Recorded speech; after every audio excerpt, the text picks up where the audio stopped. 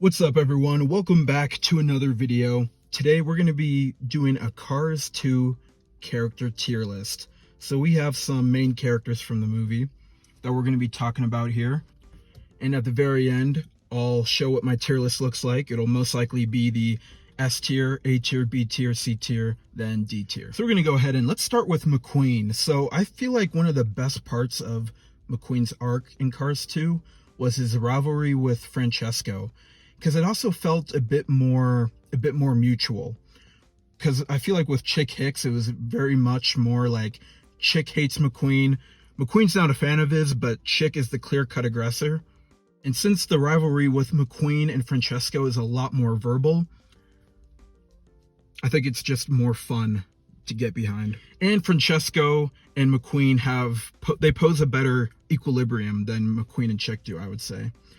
And the other part of McQueen's arc was his feelings towards Mater going to his races. So I think that was a very unfortunate part of Cars 2, blowing up at Mater like that, pretty much the catalyst for him leaving, but then getting picked up by Finn and Holly.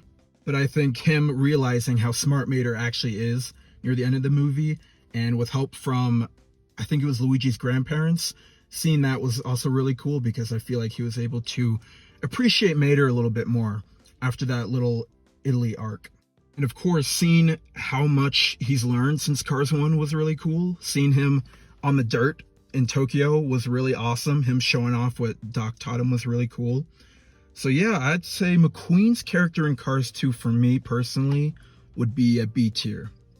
Now let's go ahead and let's move on to Mater. I think we really got, this was Mater's movie, if we're being honest, because Mater is the main character of it.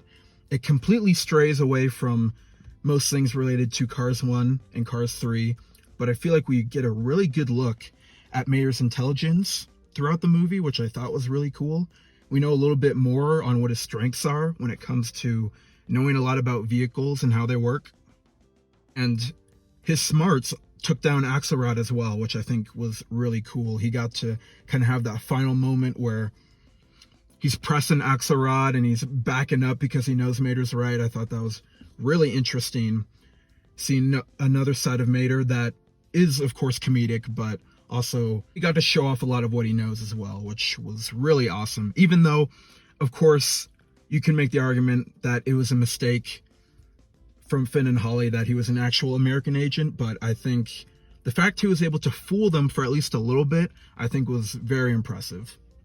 So we're going to go ahead and put Mater at S tier. I feel like I kind of have to put him there because he's just the most integral to the plot for this one. And I feel like a lot of his stuff, although, like I said before, nothing to do with Cars 1 or Cars 3, I still feel like Cars 2, as a standalone movie, is still all right at best. So now let's go ahead and let's move on to Finn McMissile. So he had some pretty cool stuff in this movie. Obviously, a character that was just introduced for Cars 2. He had some really cool moves throughout the movie. Obviously, a trained agent, so of course he's gonna look really cool doing using all his gadgets and weapons to take down the lemons and everything.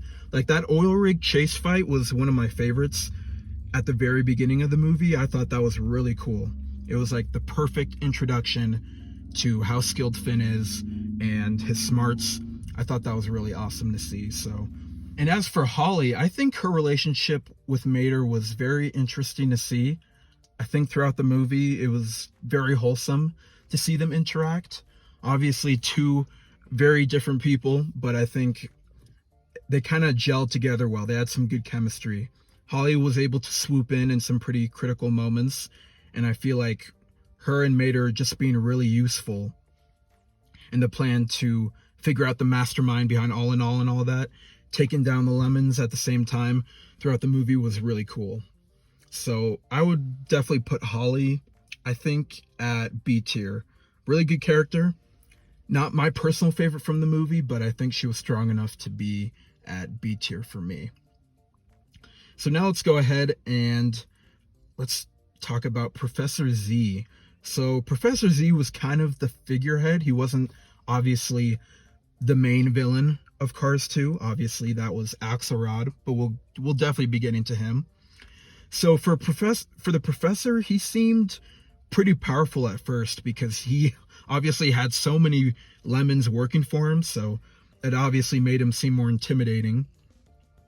And after what we saw, what he did with Rod Redline, I think we definitely were able to see a side of, okay, so Professor Z isn't playing around. He's willing to go to extreme lengths to carry out his plan. But once he was confronted by Finn, we see really deep down how scared he was of them. Once they were able to break through that barrier of all the cars that were working with him, we were able to see that really he wasn't so as strong and as powerful as we once thought he was, because he wasn't the one pulling all the strings. He was a pretty compelling villain, so I'm going to go ahead and put him at B tier. And now we have Sarge. So Sarge doesn't have a huge presence in this movie. He does go to the World Grand Prix to help out McQueen and the pit crew and everything. So he is pivotal in that aspect, but he doesn't get a lot of screen time or lines. But I will say he had one of the most important parts to play of the movie, considering he was responsible for McQueen basically staying alive. In Big Bentley, when Grem and Acer are about to target McQueen and basically blow up his engine, at first we're wondering why it didn't work, and then it's revealed at the end of the movie, of course, that Sarge is the one that swapped the all-in-all at the World Grand Prix with the organic fuel, because Sarge actually didn't end up trusting it, kind of like Fillmore wouldn't. So he ended up saving McQueen in that aspect. So that's pretty much all I got for Sarge, to be honest. He had that one very important moment, not too much screen time, but I think that moment alone, saving a main character like that, has to put him up a few pegs. So we're going to go ahead and put him at A tier for that one. And as for Miles Axelrod, so he is the main figurehead villain for Cars 2. And I think he was a very interesting antagonist. So he was the main one, of course, and throughout the movie we see that, or we hear that he has a scrambled voice. So, and we only see the hood and the engine in those little clips before his identity is actually revealed. So I feel like wondering who that car was going to be was very interesting throughout the movie. And him kind of being like the concerned one, obviously starting the World Grand Prix, and his main goal is to turn the cars against all in all, so the organic fuel can be on top. I thought it was very interesting seeing him kind of play like the concerned businessman throughout the movie. And that was just really cool because throughout it, he's very put together. He's very well spoken. I think he's just one of those calmer villains, but is like lurking around in the background, making a lot of moves with the lemons and Professor Z. And obviously they all respected him. So I think that was really cool to see Miles being able to fool a lot of the racers and a lot of the fans as well. So I'm going to go ahead and put him at A tier, I would say. I think his motivations are very interesting. So I think, yeah, we're going to keep him at A tier. So now let's go ahead and let's move on to Grem and Acer, which are pretty much the main lemons, the lackeys, the cannon fodder, if you will.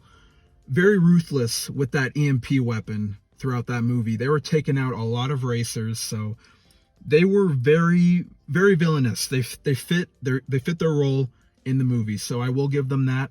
But outside of being ruthless, they weren't able to really prove themselves. That airport fight was pretty cool. The one where I believe it was Grem who shot that missile. Finn shoots the missile. That explosion in the middle was really cool. That fight was very interesting to see. But they got beat at the end. They got beat up at the end at that bar once Holly ran into them. So they were proven to be pretty weak. All they were doing was taking orders. They weren't making any type of personal stand or anything like that. So I think I'm probably going to put them at F tier. Now for the Topalinos. So I feel like they had very little presence. They were in Porta Corsa. obviously Luigi's aunt and uncle. But they gave McQueen some really wise advice on friendship, which I really liked. McQueen obviously loves Mater like a best friend, like a brother. So I feel like them being able to give that wisdom to, not take advantage of your friends and all of that, I feel like that really touched McQueen to the heart. And obviously he was able to come around and see Mater's side of it near the end of the movie. And I think that was a pivotal part, going to Porto Corsa and talking to the Topalinos. So I think that was really cool. McQueen was able to right his wrongs because of what they were saying. So yeah, very little presence in the movie, but the little scenes that they had were pretty impactful. So I'll go ahead and make them B tier characters. We'll put them there. Now let's move on to Francesco Bernoulli. So Francesco throughout the movie is very cocky. He loves flapping those gums of his, especially near the beginning, trying to goad McQueen during that talk show with Maldorado. But like I mentioned earlier, his rivalry with McQueen, I kind of feel like is more balanced than the one with him and Chick, where Chick is the clear-cut one in the wrong, very villainous. Francesco is less villainous, but basically harms others with his language. So I feel like Francesco was just a really cool character for me, personally, because his skills also backed up his talk. He did win in Italy, and I feel like he was one of the strongest racers there, unless he was on a dirt course, which we saw in Tokyo. But I feel like Francesco was a very, very pivotal character, a very cool foil to McQueen. And even by the end of the movie, he's cool with McQueen. He's completely cool with McQueen. All the World Grand Prix racers come to Radiator Springs. They're all chill. And yeah, that was really awesome, because you do not see any of that kind of development with Chick Hicks. So I would say Francesco for me is an S tier character. And he also has a dope design. Formula One race cars are really awesome to me personally. So yeah, we're going to go ahead and keep him at S tier. And as for more of a honorable mention, I feel like I'm going to add Rod Torque Redline to this tier list. He basically kicked off Mater's spy plot. He was able to pass that information he was going to give to Holly and Finn. And that fight with Grem and Acer in that bathroom was really cool, seeing that he's a very strong car, very durable. He was able to take some hits from Grem and Acer and throw a little bit of trash talk their way as well. I did like some of his lines. He even threw a Yo Mama joke in there, which I thought was kind of funny first few times I watched that movie. But yeah, I think Rod was a very interesting character while he lasted. I know he was taken out pretty quickly, but I think he definitely fit that suave American agent vibe. And I think Bruce Campbell really did well for the character. So that'll probably do it for my tier list video. All very interesting characters, minus Grem and Acer.